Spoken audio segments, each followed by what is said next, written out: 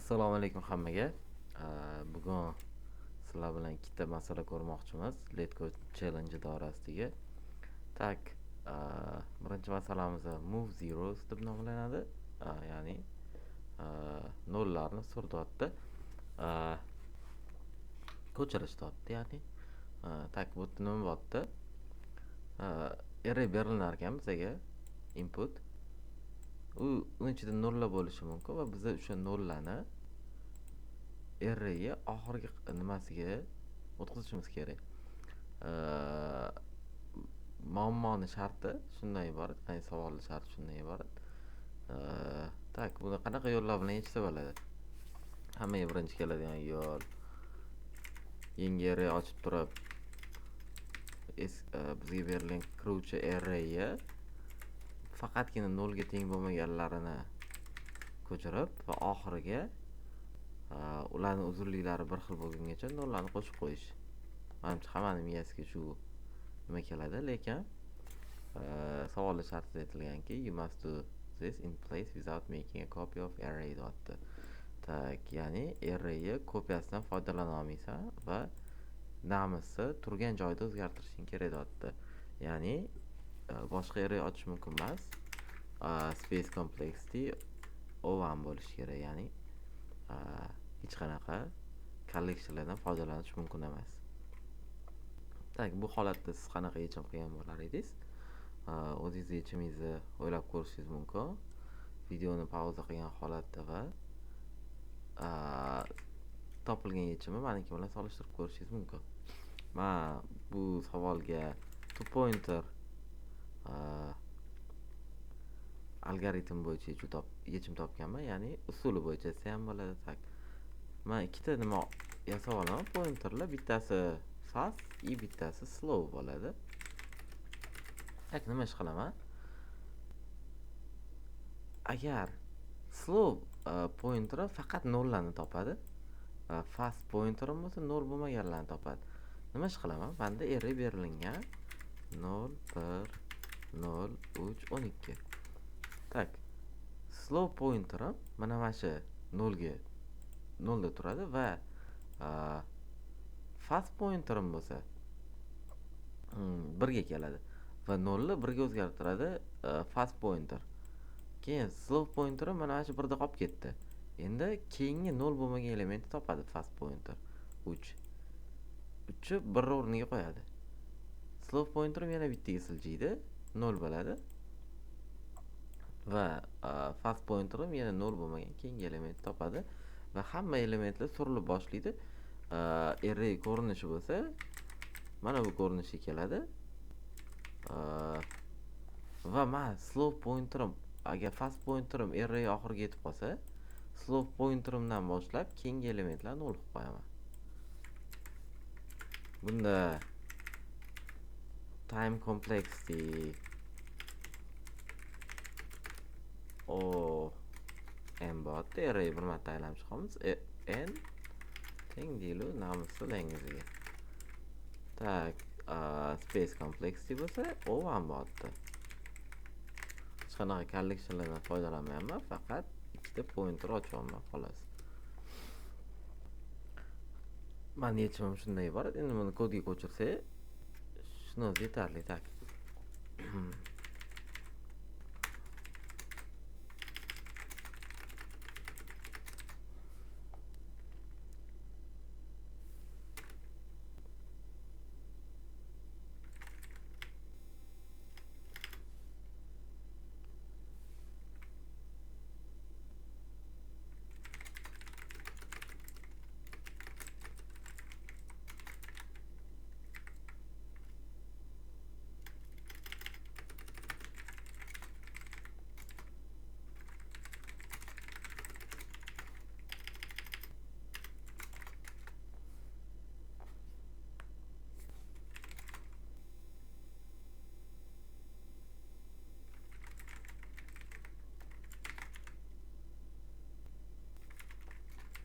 Tak, tekshiramiz. Agar namis turgan indeks degisi, ya'ni fast pointer turgan indeks degisi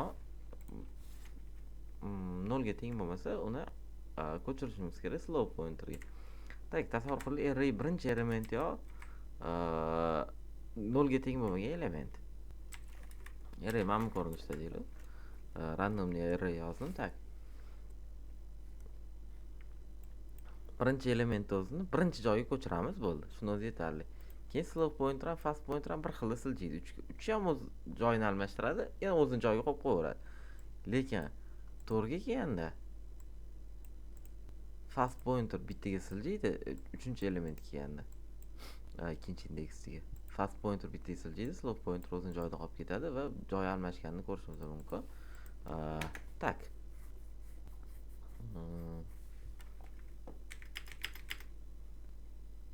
Bu holatda joyni almashtiramiz. Namisi slow degisi teng bo'ladi, namisi joyni almashtiramiz. Shunchaki assign qilib qo'yamiz nomeri va slow ham bittaga siljitib qo'yamiz. Fast ham bittaga siljitib qo'yamiz. Else holatida bo'lsa, faqatgina fast siljiydi. Endi fast o'zining ishini bajarib bo'ldi. Arraydan chiqishimiz, loopdan chiqishimiz kerak. Tak, loopda chiqqandan keyin int slowdan boshlanadi. Teng bo'ladi slow plus 1dan. Kichkina bo'lishi kerak namisi lengthdan. Qolgan elementlarni 0 qilib qo'yish uchun namisi inchisi teng bo'lsin 0 ga. Va shuni o'zi yetarli menimcha.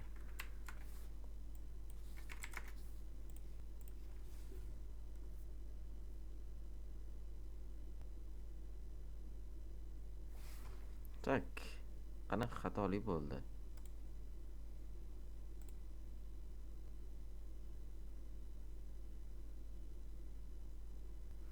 Ha. Yine slow indeksdan boshlashimiz kerak ekan.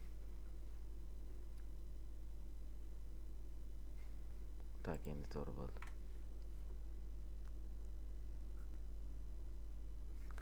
Ko'rishingiz mumkin. Hammaning yechimi menimcha shunaqa bo'lishi kerak. Hammaning yechimi shu ko'rinishda. Eng optimal yechim ham shu deb o'ylayman. Даже 0 emasda o'tgan yechimlar ham xuddi shu yechimdan foydalanishgan.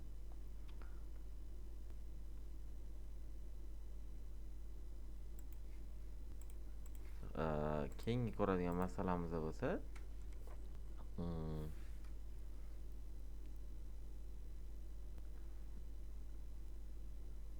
reschedule meetings nomlanadi.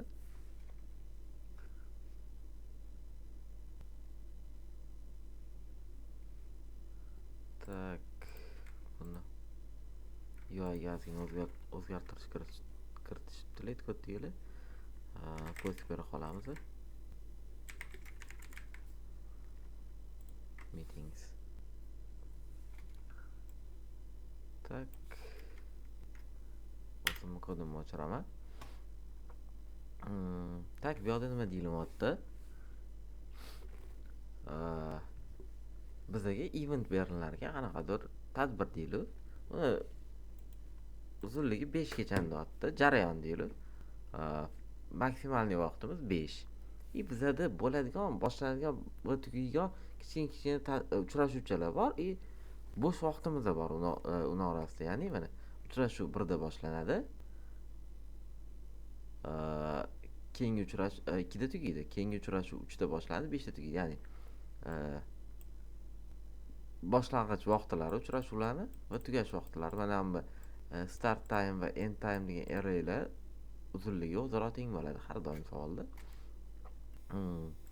Tak, va k soni beriladi. Bizga k soni nima? Kata, ya'ni nechtadir enta deyiladimi, kata deyiladimi? Mitingga vaqtini surgan holda biza dam oladigan vaqtimizni maksimalniy davomiyligini uzunlashtirishimiz kerak. Ya'ni birinchi savolda qanaqa bo'ldi? Mana bu 1 berilgan ekan, ya'ni bittasini sursak bo'ladi. Mana bu uchrashuvni 0 dan 1 gacha ko'chirsam, mana davomiy dam olish vaqtim uzunligi 2 soatga yetyapti. Maksimalnisi 2 soat. Katta uchrashuv suryapman mitingga. Ya'ni 0 hozirgi maksimalniy dam olishim mumkin bo'lgan vaqtlar 0:1dan 1 soat bor. Ya'ni 1dan 0 ayryapmiz. 1 soat dam olayman deylik yoki qaysi o'lchov birligida bilmadim, 1 minutmi, 1 soatmi? Manimcha soatda deyilgan edi savol shartida. Bunda soatda deylik. Tak. Keyingi dam olishi mumkin bo'lgan joylar 3 2da. Bu ham 1 soat bo'lib qoldi. 3 dan 2 ni ayiramiz. Bu ham 1. Bu ham 1. Lekin mana ham uchrashuv 0:1 ga sursak, o'shanda dam olishi mumkin bo'lgan soat 2 soatga davomiyligi, umumiy yig'indisi haqida gap ketmayapti. Davomiyligi bo'lishi kerak. Davomiyligi uzun bo'lishi kerak. Tak, bu savollar topiklarni ko'rsatishi mumkin. Sliding window and greedy deyilgan ekan.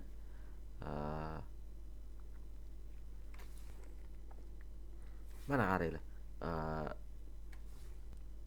Hozir o'zingizlar o'ylab ko'rishinglar mumkin. O'ylab ko'rishinglar uchun bitta hint aytaman va videoni to'xtatib, o'ylab o'zingizlarning yechiminglarni topishinglar mumkin. Men bitta uchrashuvni sursam, uni ikkita chetidagi vaqtlari yig'indisiga erishyapman. Ya'ni qaysidir mana ham uchrashuvni bu yoqqa sursam, bu ikkalovini orasidagi, bu ikkalovini o'ng tomondagi va chap tomondagi bo'sh vaqtlarga erishishim mumkin. Ya'ni bittadan surish orqali, bitta uchrashuvni surish orqali ikkita oraliqdagi bo'sh vaqtga erishishim mumkin. Bo'sh vaqt yig'indisiga. Endi men 3 ta uchrashuvni sursam, 4 taga erishishim mumkin. Buni chizib ko'rsatganimiz yaxshi. Menimcha Paint'da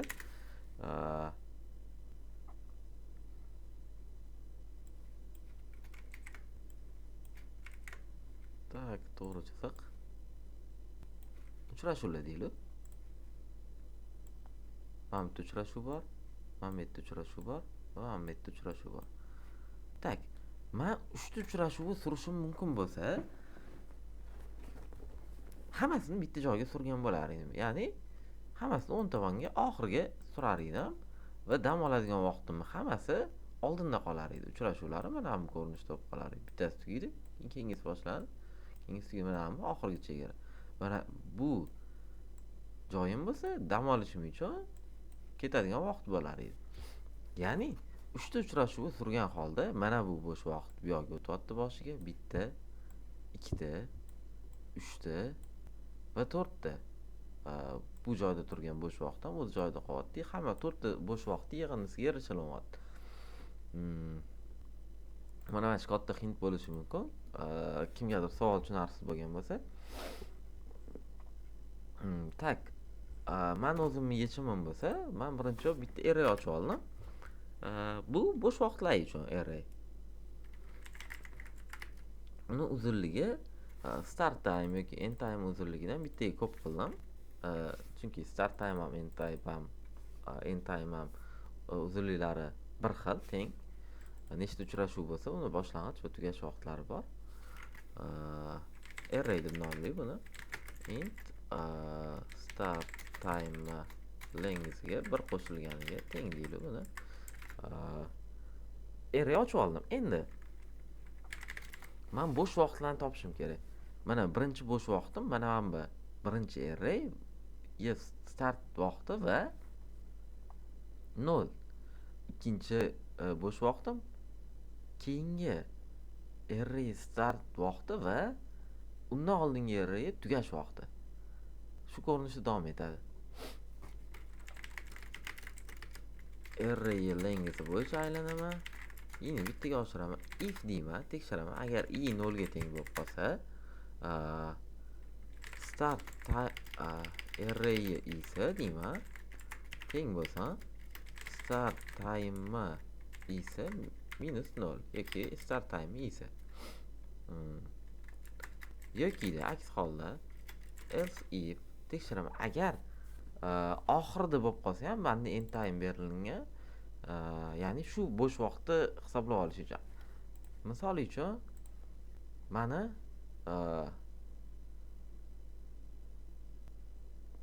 menga end time bermaganda mana bu joyda mana uchrashuvim 4 da tugaydigan bo'lganda men end time 4 deb o'ylardim. Menga o'shaning uchun end time berilgan. Oxirida ham yana qanchadir bo'sh vaqting bormi? Eventga ajratilingan vaqtdan mitingga ajratilingan vaqtdan tashqari degan narsani mana shu event time bildiradi. Va tekshiraman event else if deyman, array i teng bo'lsa array length -1 ga, ya'ni oxirgi indeksda bo'lsa array isi teng bo'lsa end time oxiridagi indeks, ya'ni event timedan end time oxiridagi indeks ayirmasiga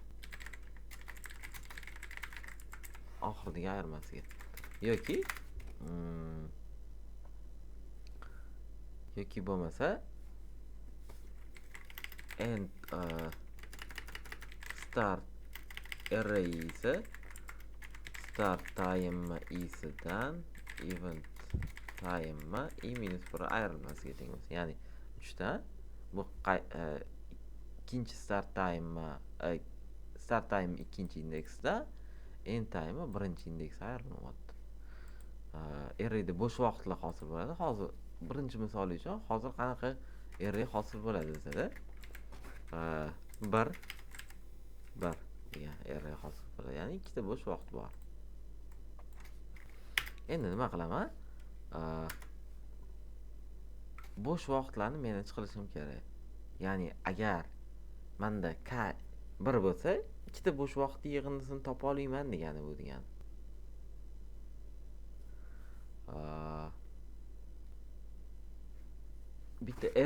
Bitta loop aylantiramiz buning uchun.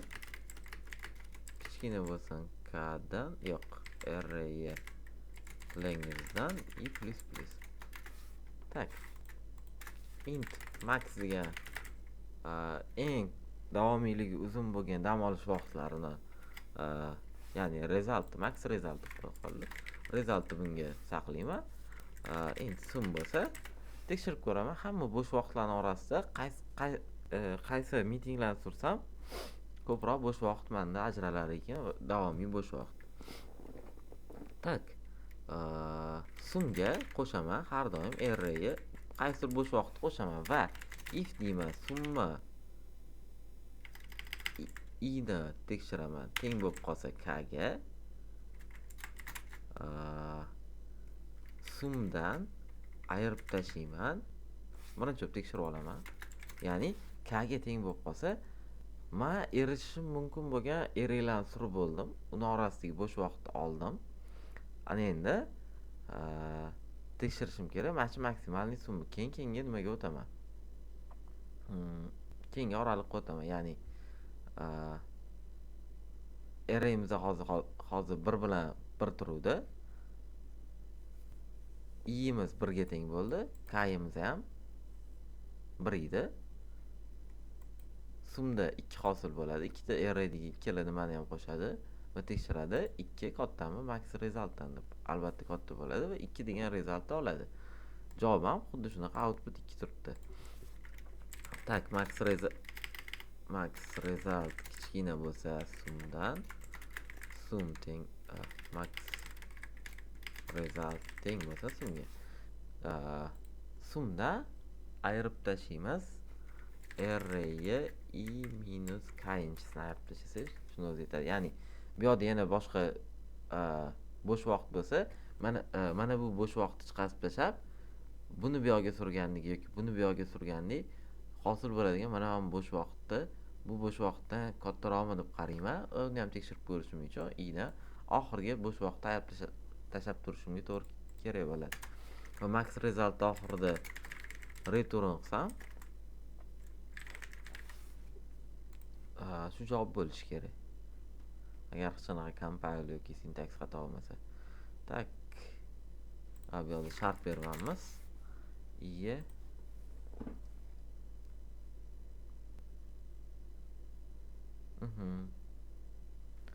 Bu yerga event time emas, end time bo'lishi kerak. Event time ketibdi. Tak, run qilamiz.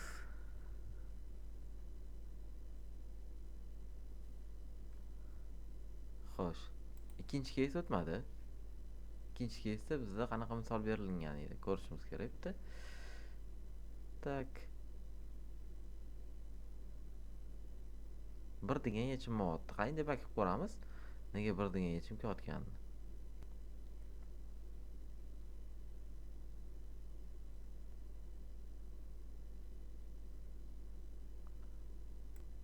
Sal teparoq yozib olarkanman. Event time on.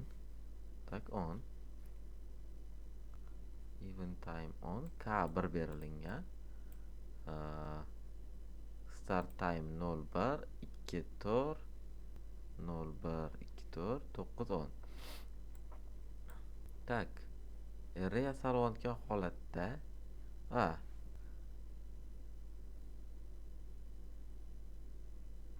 birinchi bo'sh vaqtim bu yoqda 0 bo'lyapti. Array qanaqa yasalinyapti? Birinchi bo'lib i 0 bo'lganda 0 dan 0 ayryapti 0. Hech qanaqa bo'sh vaqt yo'q ekan, bu yoqda bo'sh soatlar yo'q. Keyingisida 1 bo'ladi, 2 dan 1 ayrilinadi. Keyingisida 9 dan 4 ayrilinadi, 5 bo'ladi. Keyingisida 10 dan 10 ayrilinadi. Bu ham 0 bo'ladi. Ya'ni bu yoq tomondan boshqa bo'sh vaqt yo'q. 10 da tugashi kerak edi. Oxirgi meetingim ham 10 da tugadi. Faqat mana buni surishim mumkin, u yo'qga yoki bu yoqga. Ikkala tomonga sursam ham bir xilda 6 soat vaqt qolyapti. Ya'ni 1 da boshlanib 3 da tugaydigan olsam 3 dan 9 gacha 6 soat bor. Yoki 7 da boshlanib 9 da tugaydigan olsam 7 dan 1 gacha 6 soat vaqt bor. Javob shuning uchun 6. Tak, bizda nega 6 degan yechim chiqmayotganini ko'rishimiz kerak. Tak, sumga array isini qo'shdim, 0 ni qo'shdim. Sumga array 1 ni qo'shdim. K ga teng bo'ldi.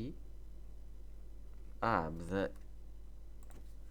katta yoki teng qilishimiz kerak edi, chunki 2 ga teng bo'lgandan keyin K ga teng bo'lgandan keyin o'sha buni qo'shadi, keyin bu ikkalovini tekshiradi, buni chiqaradi. Keyin bu ikkalovini tekshiradi, buni chiqaradi.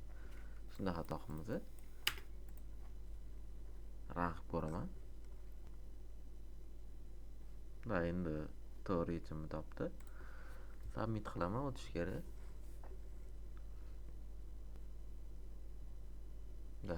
3 emas bo'lyapti. Ya'ni 80% koddan tezroq. Xotira unumdorligi bo'yicha bo'lsa, ancha orqadaligini ko'ryapsizlar. Bu ya'ni ikkinchi array ochganim uchun bo'lishi ham mumkin. Lekin optimalniy kodlarda ham listdan foydalanilgan, ya'ni oraliqdagi vaqtlarni topib olish uchun. Tak, bu kodni ko'ramiz. Bu ham xuddi shunaqa free time la topib olingan. Tak, xotira bo'yicha eng yaxshisi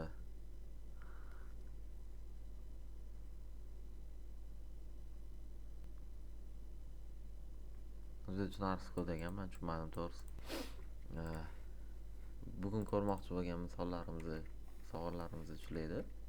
O'zingizlar ham yechib ko'rishinglar mumkin qaytadan. Nega bu logika ishlatilganini agar tushunarsiz bo'lgan bo'lsa yozib, iloji boricha debug qilgan holda qilsanglar, undan ham tushunarli bo'ladi deb o'ylayman. Hammanglarga rahmat, salomat bo'linglar.